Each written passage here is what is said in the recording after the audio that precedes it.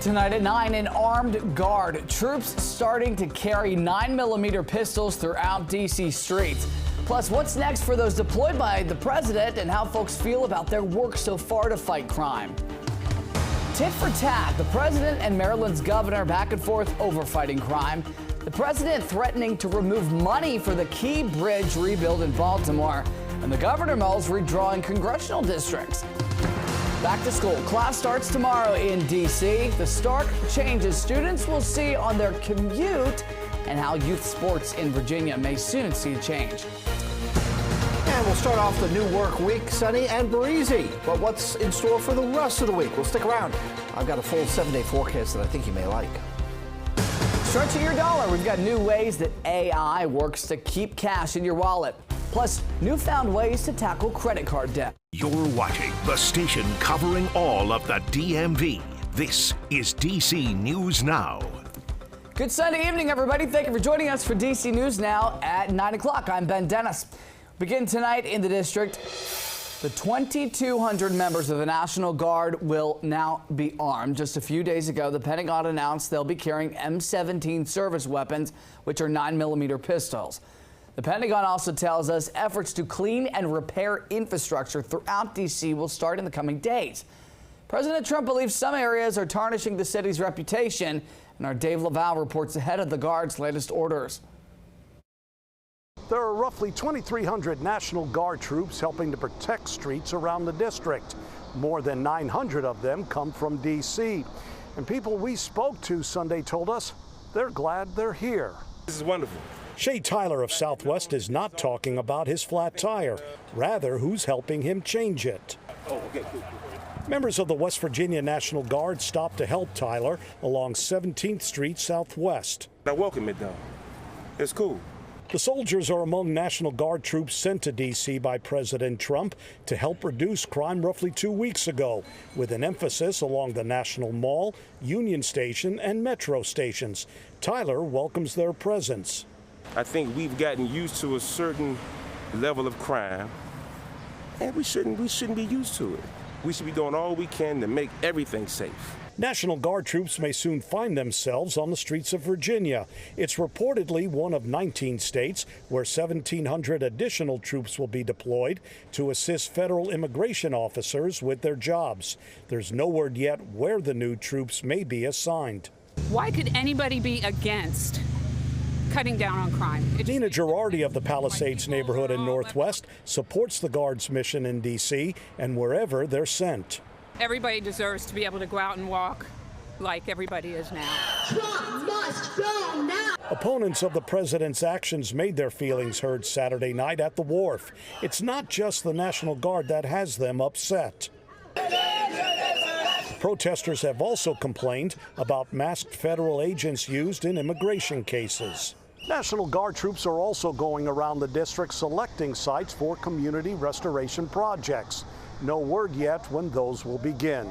Along the National Mall in Southwest, Dave Laval, DC News Now. All right, thanks to Dave. As we mentioned, those Guard members will be armed starting tonight with those 9mm service weapons. The Public Affairs Unit for the D.C. operation says there were 2,274 members of the Guard in D.C. as of this morning. 59% are from other states. What's to come? In the coming days, work begins on restoration projects. President Trump previously announced beautification efforts, and more troops may show up at what's being labeled as pre-specified metro locations in conjunction with the start of the school year. Another city targeted by the president's rhetoric on crime, that's Baltimore.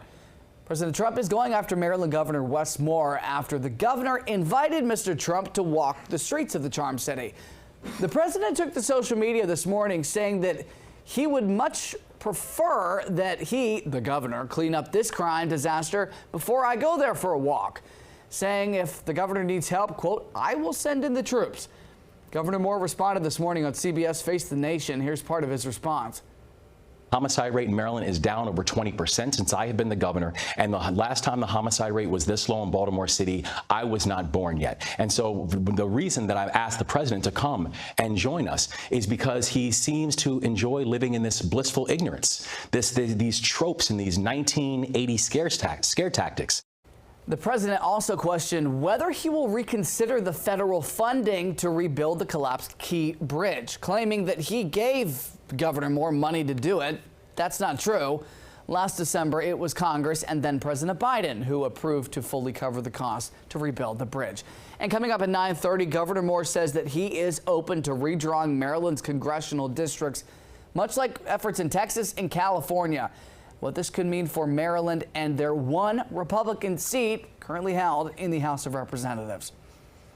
All right, over to meteorologist Scott Sumner with some good news. If you're a fan of fall, this week might bring about a little present for us. Yeah, not today. Today we got up to 87 degrees here, Ben, which is tied for the average high, and the morning low of 68 was pretty close to the average low of 70. So we're pretty much on par with the summer type day. Record high was 98, set back in 1968, record low 49, way back in 1890. Right now we're sitting at a temperature, drum roll, thank you, 77 degrees, mostly cloudy skies. Come on, clicker, work for me, will you?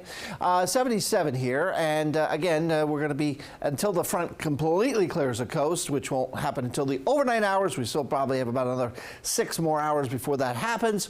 Well, we'll continue to feel that little bit of a summer type feel out there. Now, we do drop down back to where we were this morning into the upper 60s here, and then climb the ladder. Not quite as warm today, tomorrow as it was today, getting up into the lower 80s or around 80 degrees or so. But still, nonetheless, we'll be not doing too badly outside for an afternoon to start the new work week. And as we turn the knob here, we open up the door on August 25th. What do we have in store for us? Yeah, I would say a cool one, because the fact that the humidity is going to be pushed out of here overnight and into tomorrow. So that bodes well for us with a morning low of about 69 degrees. We'll talk more about tomorrow afternoon's high in D.C. and elsewhere across the DMV coming up.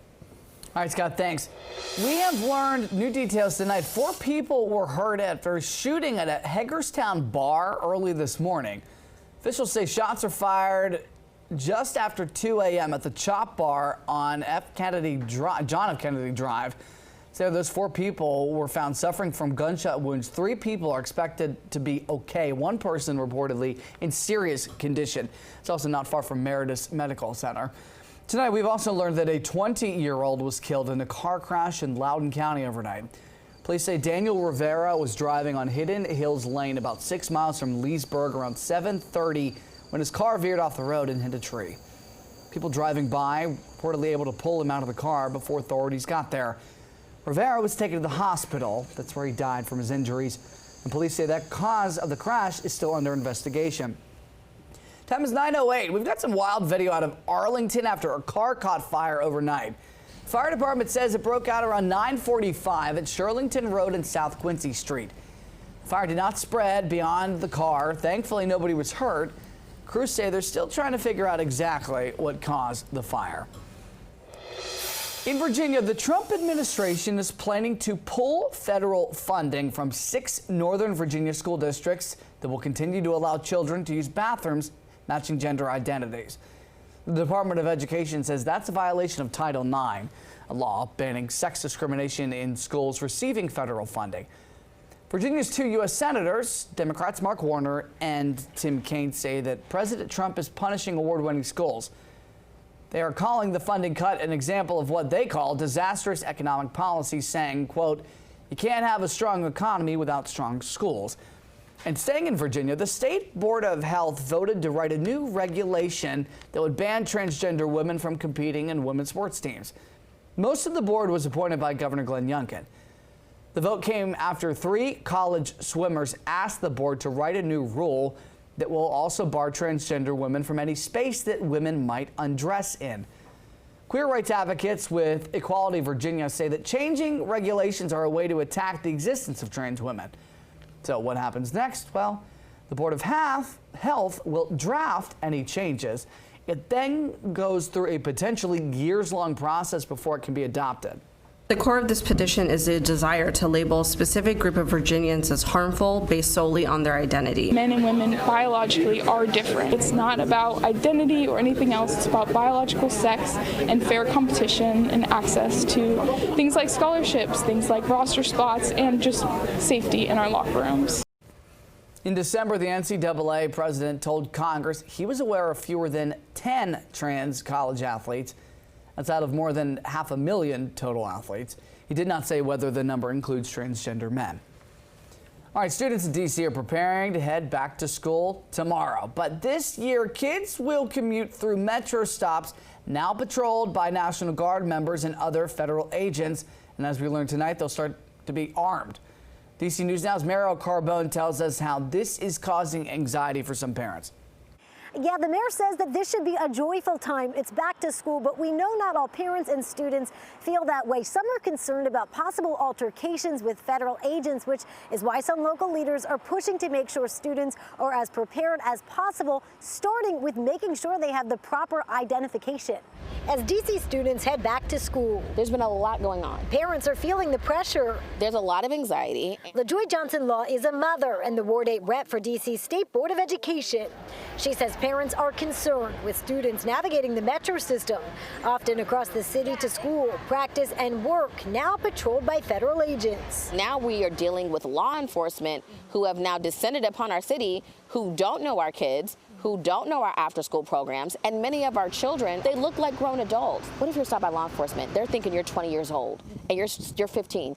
Okay, we're checking IDs, we're doing a checkpoint. The fear, what could happen if they don't have proper ID? Are they going to be detained? Are they going to lose their life?